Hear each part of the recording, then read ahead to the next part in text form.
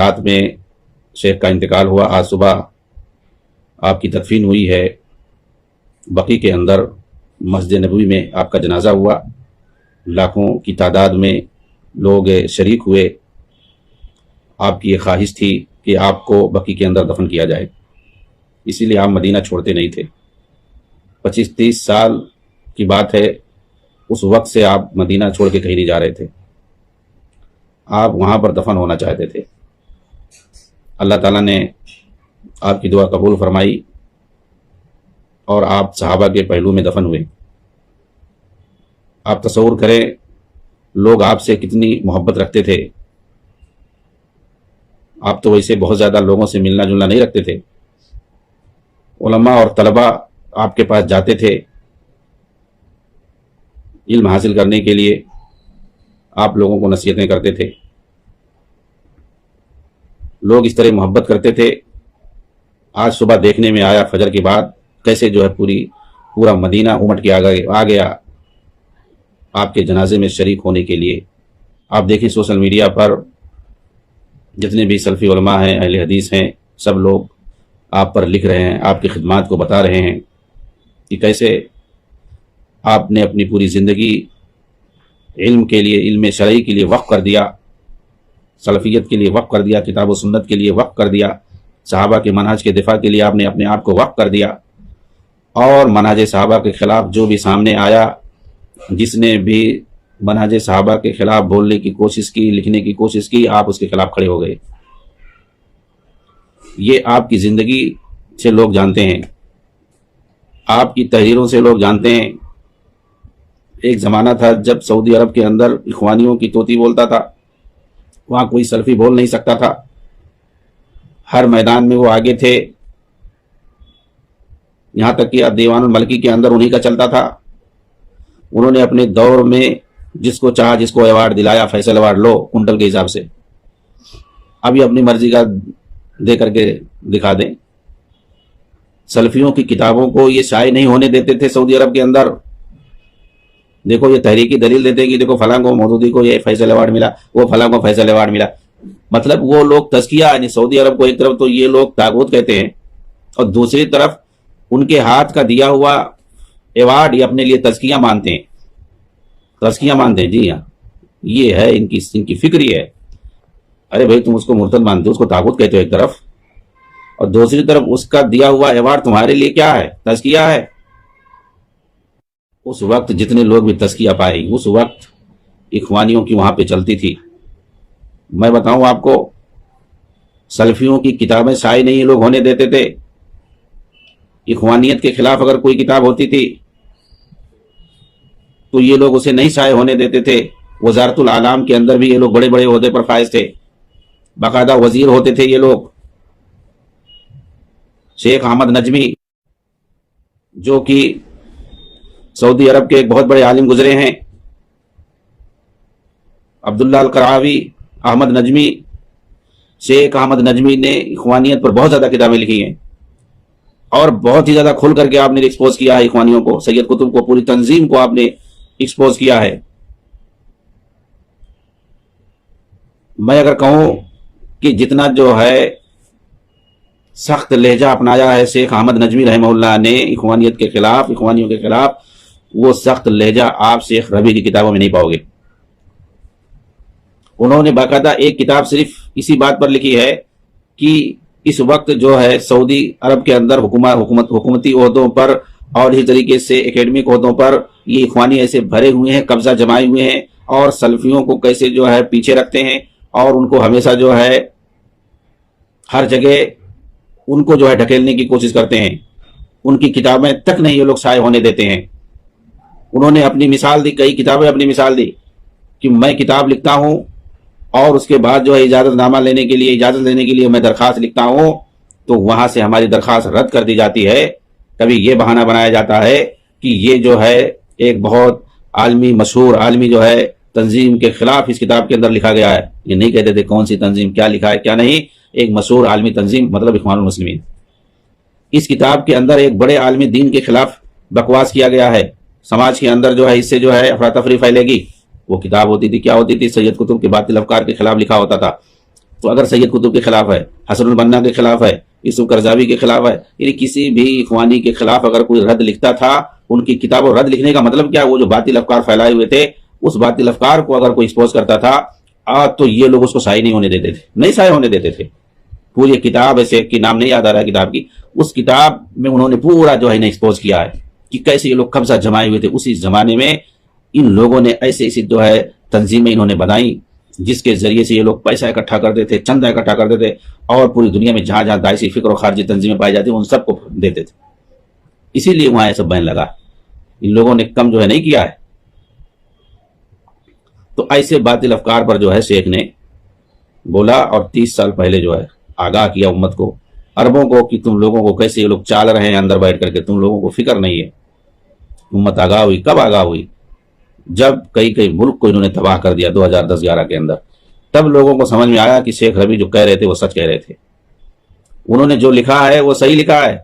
ہم لوگ ان کو جو ہے کیوں ان کی باتوں کو سامنے آنے نہیں دیتے تھے. آپ دیکھیں اس دور میں، آج سے تقریباً جو ہے 15-20 سال پہلے کی بات ہے یہ، کیسے جو ہے اخوانیوں کی کتاب میں وہ جو چاہتے تھے چھاپتے تھے. وہاں کے جو ہے نصاب تعلیم میں وہ جیسا چاہتے تھے جیسا کرتے تھے. آج دیکھو نصاب تعلیم بھی وہاں کا بدل چکا ہے، اخوانیوں کے خلاف اس میں باتیں پائیں گے. تعارف کرایا گیا اس میں جو ابھی آپ کتابیں دیکھیں گے، علامہ البانی کا تعارف ملے گا، شیخ ابن باز کا تعارف ملے گا، ابن عثیمین کا تعارف ملے گا، بڑے بڑے جو سلفی علماء ہیں ان کا تعارف آئے گا، چھوٹی چھوٹی کتابوں میں آتا ہے. اور اسی طریقے سے خارجی تنظیموں کا بھی تعارف ملے گا. جی ہاں، پہلے یہ ساری چیزیں وہ لوگ نہیں لاتے تھے. بہت ساری چیزیں ایسے ہی عقیدہ اور منہج کی باتیں ایسے گنجلک کر کے پیش کر کے نکل جاتے تھے. اب بالکل جو پرفیکٹ. یہ لوگ کہتے ہیں امریکہ کے حساب سے ان لوگوں نے نصاب تعلیم بدلا ہے. ارے دکھاؤ نا امریکہ وہ جو علامہ البانی کے اوپر جو ہے قصیدہ خوانی کرے گا، ابن باز کی قصیدہ خوانی کرے گا. تو آج کا جو نصاب تیار ہوا ہے وہ بالکل پرفیکٹ ہے. ان کے خلاف ہے. کیوں؟ اس لیے کہ ان کے خلاف، اسی لیے ان کے خلاف ہے، اس لیے الٹا سیدھا یہ لوگ بولتے تھے. تو بہرحال یہ لوگ ملک سلمان کے خلاف جتنا بول رہے ہیں، اس کی وجہ یہی ہے کہ انہوں نے آنے کے بعد سب سے پہلے جو ہے اخوانیوں پہ کارروائی شروع کی. ان کو پتا چلا یہ کام تو ملک عبداللہ ہی کے زمانے میں ہو گیا تھا، کیونکہ اس وقت جو وزیر داخلہ تھے نائب بن عبدالعزیز، یہ لوگ ان کو بہت برا بھلا کہتے ہیں. کیوں کہتے ہیں؟ اس لیے کہ ساری ان کی خباثت کو وہی پہچانتے تھے. وہ آ کے مدینہ یونیورسٹی کے اندر درس دیتے تھے، لوگوں کو سمجھاتے تھے، یقین مانے ایسی باتیں بتاتے تھے اخوانیوں کے بارے میں کہ یہ لوگ جو کتنے جو ہے غلیظ فکر کے انسان ہیں. یہ اپنے جو ہے والدین سے بھی نفرت کرتے ہیں، اگر وہ والدین ان کی جو ہے فکر کے خلاف ہو تو موقع پائیں تو ان کو بھی قتل کر دیں. یہ اتنے خبیث ہوتے ہیں، اتنے غلیظ ہوتے ہیں. حرمین کے اندر بھی یہ لوگ دھماکہ کرنے سے باز نہیں آتے. حرم کے اندر بھی یہ دھماکہ کرنے سے باز نہیں آتے. کئی دھماکے انہوں نے کرے. اور اس وقت جو ہے ملک فہد وغیرہ جب یہ لوگ وہاں پر جب ان کا عروج تھا، ہر جگہ کیسے یہ لوگ سہولت کاری کرتے تھے، کیسے لوگ راستہ ہموار کرتے تھے داعشیوں کو بم دھماکہ کروانے کے لیے، اور اوپر کے جو انٹیلیجنس کو یا فوج کو، سیکورٹی فورسز کو کسی کو خبر نہیں ہونے دیتے تھے. ہر جگہ جو ہے کمپیننگ کی گئی اور ان کو چھان کر کے ساری اخوانی کو پکڑا گیا اور عہدوں سے ہٹایا گیا. معمولی نہیں کیا ان لوگوں نے. ملک سلمان وغیرہ نے آتے ہی جو دیوان الملکی میں جو وہاں تھا، وہ خالد توجری کیا نام تھا، وہ جو ہے وہاں کسی کو جانے نہیں دیتا تھا. جو سلفیوں کو تو کہیں نہیں جانے دیتا تھا. اگر کوئی سمجھ گیا کہ یہ سلفی ہے تو اندر وہ جانے نہیں دیتا، ملاقات کرنے نہیں دیتا تھا. کوئی کام نہیں ہوتا تھا سلفیوں کا اس کے زمانے. جو کام ہوتا تھا اخوانیوں کا ہوتا تھا.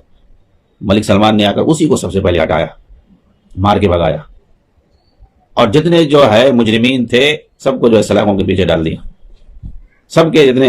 لیکن یہ شرط بھی لگایا کہ تم اپنے جرم کو قبول کر لو اور اپنے باطل عقائد سے، اپنے باطل افکار سے اگر تم توبہ کر لو تو تم رہو جاؤ. لیکن یہ اتنے گھٹ ہوتے کہ اپنے باطل افکار سے یہ رجوع نہیں کر سکتے. اتنا فساد. ایک کہتے ہیں وہاں پہ سعودی عرب کے جیلوں میں کیا ہوتا ہے، وہاں علماء کی ٹیم جاتی ہے لوگوں کو سمجھانے کے لیے.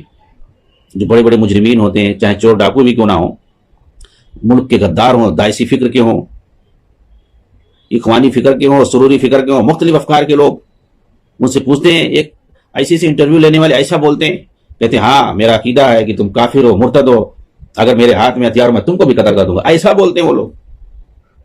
ایسے سروری اخوانی اندر جو ہے داعشی فکر کے بنا دیا ان لوگوں نے، اندر جیل میں پڑے ہوئے ہیں. علماء جاتے ہیں سمجھاتے ہیں اگر تم باطل افکار سے توبہ کر لو تمہیں رہا دی جائے گی اور جاؤ تو اپنا ایسے رہو. نہیں مانتے ہیں, وہ اپنے فکر سے نہیں ہٹنے والے ہیں. وہ باطل فکر جو سید قطب نے گھسایا ان کے دماغوں میں, سید مودودی نے جو ان کے دماغوں میں گھسایا ہے کہ جہاں کہیں بھی رہو, جس بھی ملک میں رہو, جہاں کہیں بھی رہو, اس نظام کے خلاف کوشش کرتے رہو, اسی میں تمہاری آخرت ہے. تمہاری آخرت بنے گی کب؟ جب تم انقلاب لانے کی کوشش کرو گے, جہاں رہو گے اس کے خلاف جو ہے تم اس کو اکھاڑ پھینکنے کی کوشش کرو گے. مودودی نے یہ بات لکھی ہوئی ہے. یعنی علماء نصیحت کرتے ہیں امت کو, امت کے نوجوانوں کو کہ دین کو سیکھو, عقیدہ اپنا مضبوط کرو, توحید کو عام کرو, شرک اور بدعات کو مٹاؤ, سماج کے اندر بھلائی کو پھیلاؤ, منکرات سے جو ہے روکو. یہ لوگ سکھاتے ہیں. لیکن یہ لوگ کیا سکھاتے ہیں؟ جہاں کہیں بھی رہو انقلاب لانے کی کوشش کرو. انقلاب کا مطلب یہ ہے کہ جو بھی نظام ہے اس ملک کے اندر, جو بھی حکومت اور اقتدار ہے اس کو اکھاڑ پھینکنے کی کوشش کرو. یہ لوگ سمجھاتے ہیں. کیوں؟ اس لیے کہ تم نظام باطل کے اندر جی رہے ہو. اس وقت کہیں بھی دنیا میں 1 انچ بھی زمین شریعت کے حساب سے نہیں ہے. تم لوگ باطل نظاموں کے تحت, کافر اور مشرک نظاموں کے تحت رہ رہے ہو. تمہاری ایک بھی عبادت قبول نہیں ہوگی, تمہارا عمل کوئی بھی مقبول نہیں ہوگا. ایسا یہ لوگ بولتے ہیں, نعوذ باللہ. تو ایک نوجوان کیا سمجھے گا جو ان کے باطل افکار کا شکار ہوگا, جو ان کی جال میں پھنس جائے گا؟ وہ کیا سوچے گا؟ وہ صرف اور صرف اس کو اقتدار اور نظام یہی جو ہے اس کے دماغ میں گھوم پھر کر کے رہے گا اور یہی سوچے گا کہ اس کو کیسے ختم کیا جائے. اسی لیے آپ دیکھو مودودی نے کیا لکھا ہے, جو نماز, روزہ, حج, زکات, یہ ساری چیزیں یہ ثانوی درجہ رکھتی ہیں. یہ ٹریننگ کورس ہے اصل جو ہے ہدف تک پہنچنے کے لیے. کون سا بھائی تمہارا ہدف ہے؟ ٹریننگ کورس کہتے ہیں لوگ.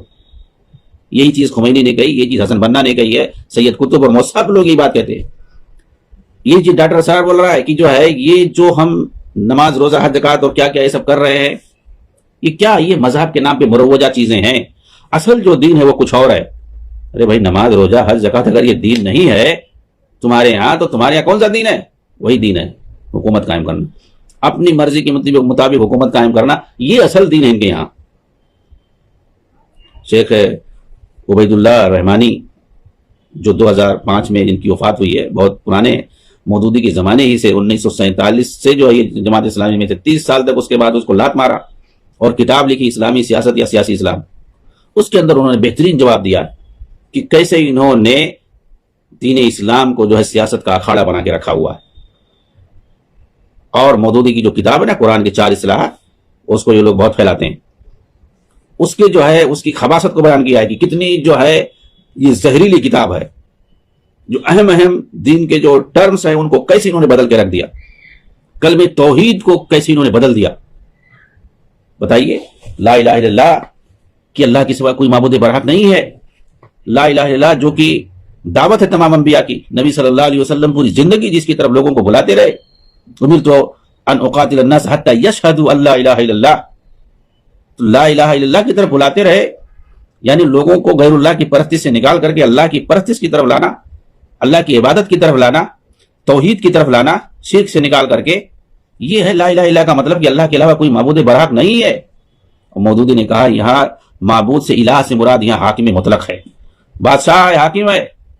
ارے بھائی اگر تم کہہ دو کہ لا الہ سے مراد لا حاکم الا اللہ, اللہ کے علاوہ کوئی حاکم نہیں, مطلب یہ کہ تم اللہ کو حاکم مان لو, بات ختم. عبادت کسی کی بھی کرو. اسی لیے ان کے یہاں یہ ہے کہ تم عبادت کسی کی بھی کیسے بھی کرو, کچھ بھی کرو, تمہیں یہ نہیں, ہم نہیں دیکھتے کس فرقے سے ہو, کس مذہب سے ہو, ہم نہیں دیکھتے ہیں. بس تم ہمارے ساتھ آؤ, ایک چیز میں ہمارے ساتھ مل جاؤ, اللہ کو حاکم مانو, ہم حکومت اس کی قائم کرنا چاہتے ہیں. بس بتائیے یہ کیا ہے؟ یہ سیکولر نظام نافذ کرنا چاہتے ہیں. سید قطب نے اشتراکی نظام کا انہوں نے کیسے ساتھ دیا. معرکۃ الاسلام والراسمالیہ کے اندر فی العدالہ اجتماعیہ جو یہ لوگ ترجمہ کر کے پھیلاتے ہیں اردو زبان میں, اسلام کا تئیہ پاچا کر کے رکھ دیا ہے. سید قطب نے ان کتابوں کے اندر معرکۃ الاسلام والراسمالیہ اور فی العدالہ اجتماعیہ کے اندر یہاں تک کہہ دیا کہ معاذ اللہ ابو ذر غفاری رضی اللہ تعالیٰ عنہ کو کہ انہوں نے جو ہے اشتراکی نظام کے لیے کوشش کی تھی پہلی مرتبہ اسلام کے اندر. اس وقت کی جو ہے قابض اور ظالم حکومتوں کے خلاف. اس وقت کس کی حکومت تھی؟ حضرت عثمان کی حکومت تھی. شام کے اندر جو امیر تھے, والی تھے, گورنر تھے, حضرت معاویہ رضی اللہ. ان لوگوں کو جو حضرت معاویہ, حضرت عثمان سے نفرت ہے. پھر عدالہ اجتماعیہ کے اندر جو ہے سید قطب نے جب حضرت عثمان کے تعلق سے باب باندھا تو کیا لکھا؟ فجوہ لکھا. فجوہ کا مطلب کیا ہوتا ہے؟ یعنی اس کا کہنا تھا کہ کانت خلافت فجوہ بین خلافت الشیخین و خلافت علی رضی اللہ عنہ. علی رضی اللہ عنہ اور شیخین یعنی ابوبکر عمر رضی اللہ عنہ کے درمیان جو ہے عثمان کی خلافت ایک رخنا تھی، ایک آڑ تھی، اس کی کوئی حیثیت نہیں اس کی یہاں، نعوذ باللہ۔ جو 10-12 سال تک حکومت کی ہے، خلافت کی حضرت عثمان رضی اللہ تعالیٰ عنہ نے، کس طریقے سے فتوحات ہوئے پورے عالم کے اندر، اور کس طریقے سے آپ نے جو ہے سنبھالا مسلمانوں کو، نبی صلی اللہ علیہ وسلم کی کیسے آپ جانشین تھے، آپ ان کے ڈبل داماد تھے، آپ کے تعلق سے ایسی سی باتیں مودودی نے لکھی، سید قطب نے لکھی، اور سارے جو ہے اخوانی اس کو مانتے ہیں، وہی ان کا عقیدہ ہے۔ بلکہ اردو میں نے ایک کتاب دیکھی، حضرت عثمان رضی اللہ تعالیٰ عنہ کی خلافت جب آتی ہے تو اس کے بعد میں اس نے رخنا لکھا، نعوذ باللہ، عنوان ڈالا، رخنا ڈالا، یعنی یہ عثمان کی خلافت بیچ میں رخنا پیدا کر دیا کر کے۔ تسلسل ہونا چاہیے تھا۔ بھئی شیعہ کہتے ہیں کہ ابو بکر عمر نے رخنا ڈال دیا، ڈائریکٹ جو ہے علی کو ہونا چاہیے خلیفہ، اور اخوانی کہتے ہیں کہ عثمان نے رخنا ڈال دیا، شیخین کے بعد ڈائریکٹ حضرت علی کو ہونا چاہیے۔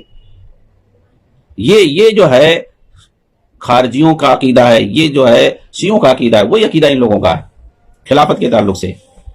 کیوں؟ حضرت عثمان رضی اللہ تعالیٰ عنہ سب سے بڑی بات وہ کیا تھے؟ وہ بنی امیہ کے چشم و چراغ تھے، اسی لیے یہ لوگ جو ہے بنی امیہ سے نفرت کرتے ہیں۔